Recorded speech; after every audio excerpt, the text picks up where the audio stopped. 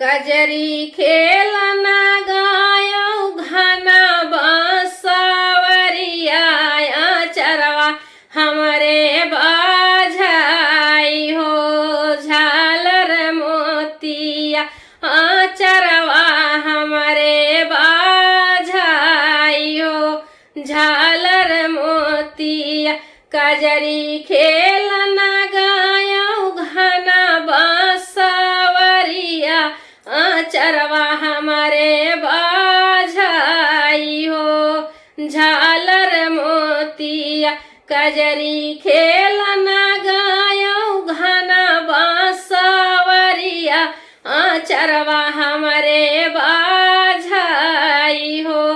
झालर मोतिया माई पूछई बतिया नयन से ढूरैया सुआ माई पूछई बतिया नयन से ढूरैया सुआ पर बेटी कहाँ पायू हो झालर मोतिया काऊ कही मैया कहत लजिया लागै कान्हैया हमरे भेजाई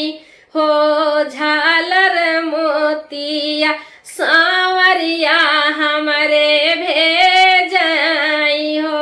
झालर मोतिया कजरी खेलना गायो घना बांसवरिया चरवा हमरे बाझाई हो झालर मोतिया कजरी खेलना गायो घना बांसवरिया चरवा हमरे बाझाई हो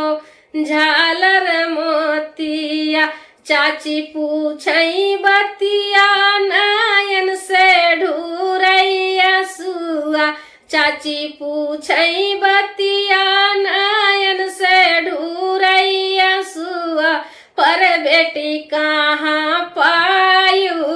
हो झालर मोतिया काऊ कही चाची कहत लजिया लागै कान्हैया हमरे भेजाई हो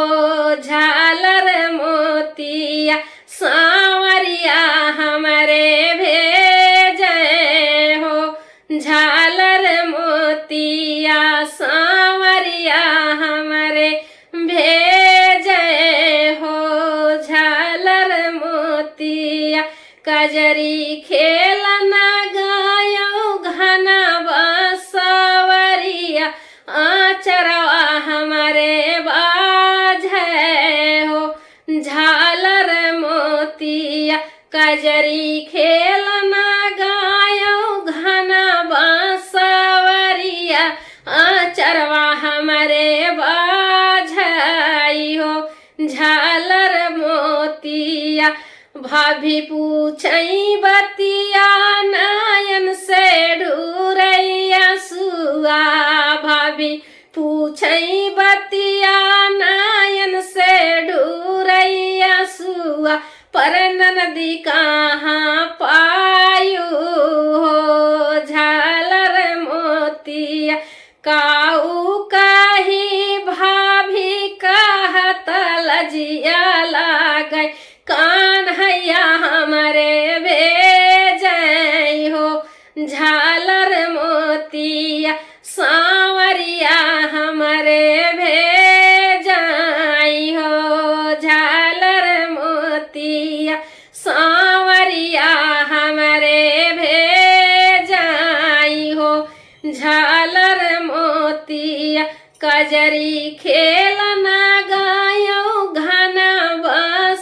बांसवरिया